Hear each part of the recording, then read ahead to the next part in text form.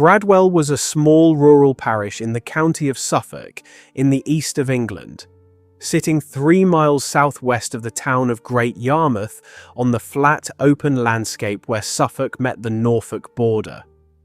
It was an ancient place. Its Church of St. Nicholas stood on ground that had been settled since long before records began, and the parish lands of around 2,300 acres were worked by farming families who had lived in the same fields and lanes for generations. In 1793, Bradwell had a population of only a few hundred souls. It is the kind of English village that asked little of the world and expected little in return.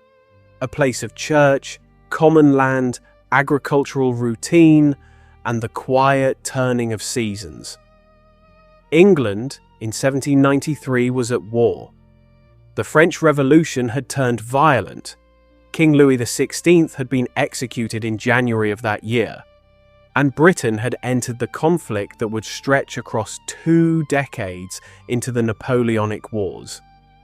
It was a country in which military service carried genuine prestige, in which the Navy and the Royal Marines represented a clear path for ambitious young men from the provinces, and in which the world beyond the village, London, the boxing circuits, the gambling rooms, the taverns of the city, was pulling at those who found the rhythms of rural life too slow and too small.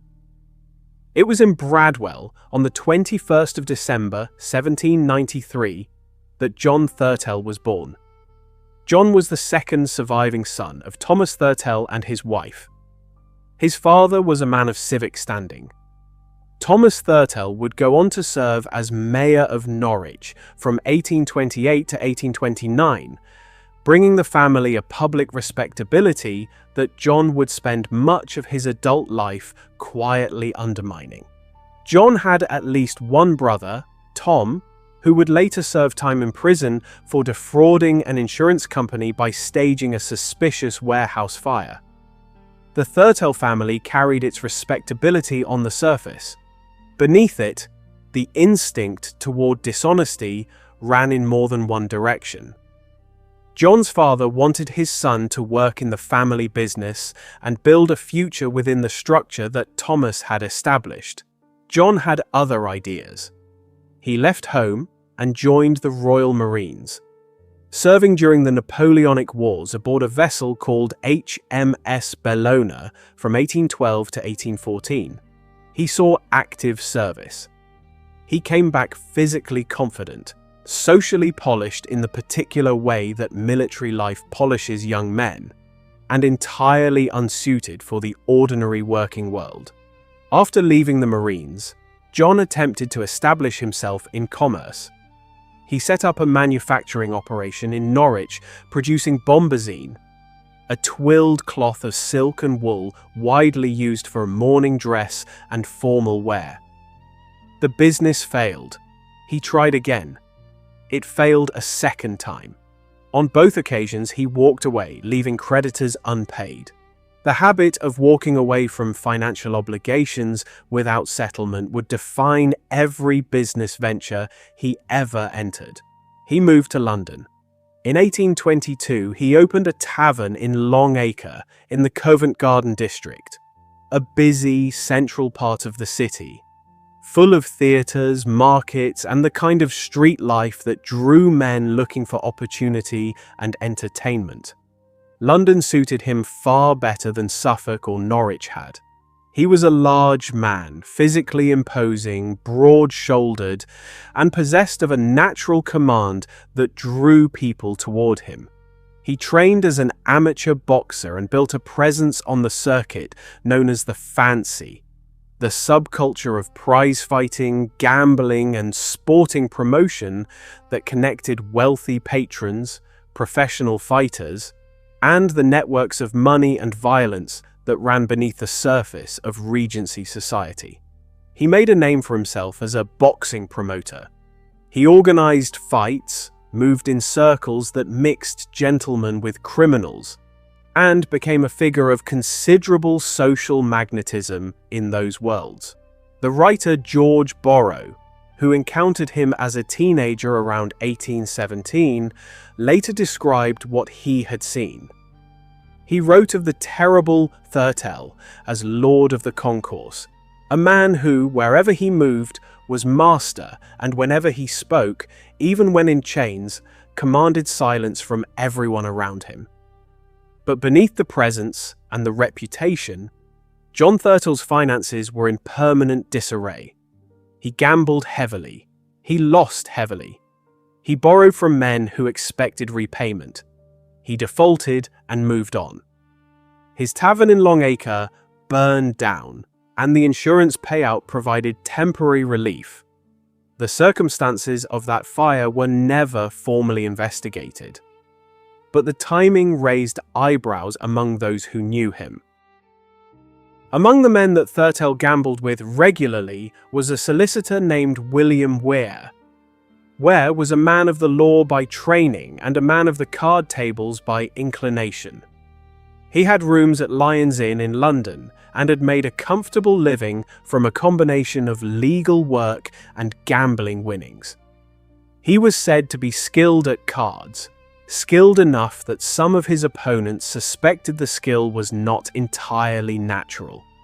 Thurtell was one of those opponents. He believed, and stated openly to those who would listen, that Weare had cheated him at a game of blind hooky, taking £300 that he had not won fairly. £300 in 1823 was an enormous sum, the equivalent of many thousands of pounds today. And when Weare then had the audacity to press Thurtell for repayment of separate debts that Thurtell owed him, the situation reached a point that Thurtell was not prepared to leave unresolved. He told his associates openly, "If Weare comes down, I will do him," because Weare had done him out of several £100s. Those words were spoken. They were heard. They were later repeated in court. Radlett was a village in Hertfordshire, roughly 12 miles north of London along the old Roman road known as Watling Street. In 1823, it was a quiet rural settlement, a scattering of cottages, a church, an inn, and the surrounding fields and hedgerows of the Hertfordshire countryside. A friend and associate of Thurtell's named William Probert kept a cottage there called Gills Hill Cottage, set back from the lane with a garden that contained a small fish pond. It was a secluded, private place, exactly the sort of location a man might choose for business he did not want witnessed. In October 1823, Thurtell made arrangements for a weekend gathering at Probert's cottage. He invited William Weare. Weare accepted. He also arranged for his associate Joseph Hunt, a pub landlord with connections to the boxing world, to attend. Probert would host them all at Gills Hill. Thurtell would bring Weare down from London himself, in his horse-drawn gig. Probert would drive Hunt separately. On the evening of Friday, the 24th of October, 1823, Thurtell and Weare set out together from London, heading north along Watling Street toward Radlett. As they neared the village, close to the Wagon and Horses Inn on Watling Street, on a stretch of lane that would later come to be known locally as Murder Lane, Thurtell drew a flintlock muff pistol and fired it point blank into Weare's face. The gun misfired. The ball glanced off Weare's cheekbone rather than penetrating the skull. Weare, dazed and bleeding, tried to get out of the gig. He managed to climb down. He ran. Thurtell went after him on foot. When he caught him, he produced a penknife and cut his throat. Then he retrieved the pistol and drove its muzzle into Weare's skull with such force that blood, hair, and tissue were forced into the barrel. William Weare was dead. Thurtell dragged the body from the road and left it concealed behind a hedge. He then drove on to Probert's cottage, where he met Hunt and Probert. That evening, the three men went back together to the body, wrapped it in a sack and carried it to the fish pond in the cottage garden. Then they went inside. Mrs. Probert was at home. Directions were given to cook pork chops for supper. Hunt sang songs over the grog. Thurtell produced the gold chain he had stripped from Weare's neck and presented it to Mrs. Probert as a gift. The evening that followed was described by those who later gave testimony about it as jovial. Over the days that followed, Thurtell and his companions were observed wearing articles of Weare's clothing. On the Monday after the killing, the body was removed from the fish pond, driven to the nearby village of Elstree and thrown into a second pond there. The newspapers would later call the case the Elstree murder, though the killing had taken place in Radlett. A local labourer walking near the cottage found a gore-encrusted pistol and a blood-stained penknife lying by the roadside at the place where Weare had been attacked. He took them to the authorities. A murder inquiry began. William Probert, as the owner of the cottage, was the first to be questioned. He understood his position immediately. He agreed to turn King's evidence, to testify against Thurtell and Hunt in exchange for immunity from prosecution for Weare's murder. Thurtell and Hunt were arrested and committed to Hertford jail to await trial. The press seized upon the case with extraordinary appetite. The details circulated across the country within days. A solicitor murdered by a boxing promoter over a card debt. His body hidden in a fish pond while the killers ate supper and sang songs. A gold chain stripped from the dead man and given away at the dinner table. Broadside ballads appeared on the streets of London. Stage plays about the murder were written and performed before the trial had even begun. The case pulled back the curtain on the underground world of gambling, prize fighting, and the criminal networks that wound through Regency society, exposing it to a public that had not fully understood how close it was to respectable life. The trial opened at Hertford on the 6th of January, 1824, and lasted 2 days. Probert gave his testimony as agreed. The physical evidence was substantial. The pistol, the knife, Weare's belongings in the possession of the accused. The blood found at the scene. Thurtell conducted his own defense at length. He made a lengthy address to the court in which he attempted to shift the blame onto Probert. He spoke of his Christian upbringing. He invoked the philosopher Voltaire and St. Paul. None of it engaged the evidence against him.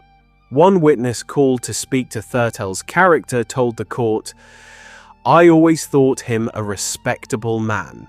The judge asked what the witness meant by respectable. He replied, "He kept a gig." The remark became famous. The philosopher Thomas Carlyle later coined the word gigmanity to describe the shallow equation of outward wealth with genuine virtue, drawn directly from that exchange at Thurtell's trial. The jury deliberated for 20 minutes and returned a guilty verdict against both Thurtell and Hunt.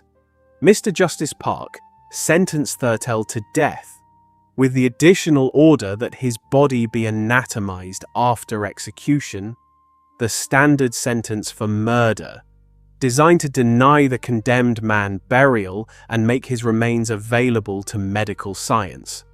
Hunt was sentenced to death as well, but before his execution date was set, his sentence was commuted to transportation for life. John Thurtell was hanged on the 9th of January 1824 at Hertford Prison. A crowd of approximately 15,000 people had gathered. As he stood on the scaffold, the prison governor addressed him. He said, "Goodbye, Mr. Thurtell. May God Almighty bless you." Thurtell replied, "God bless you, Mr. Wilson. God bless you." At 2 minutes past midday, the hangman James Foxon opened the trapdoor. Thurtell had always maintained his innocence. On the gallows, he admitted the crime. His body was taken to London and dissected at Surgeons' Hall. as required by the sentence. A waxwork of his likeness was subsequently placed on display at Madame Tussauds in London, where it remained for 150 years. Joseph Hunt was transported to the penal colony at Botany Bay in Australia.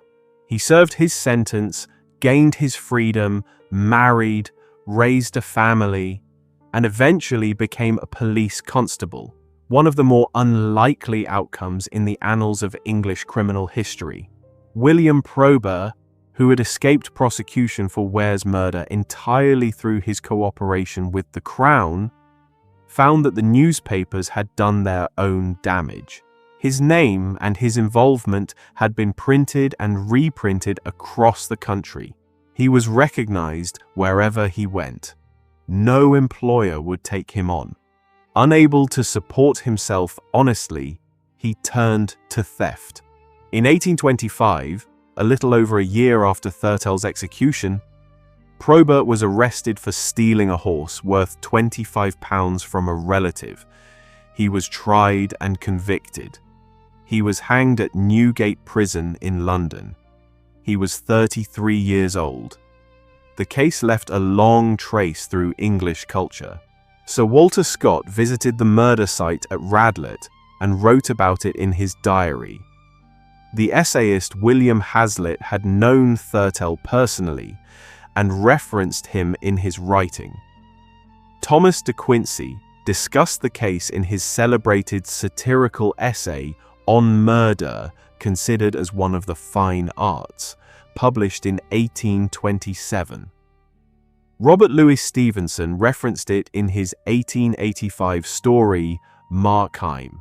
The foreman of the jury that convicted Thurtell went on to become Prime Minister of the United Kingdom. Several artifacts from the case, including the murder weapon, are held in storage at Hertford Museum.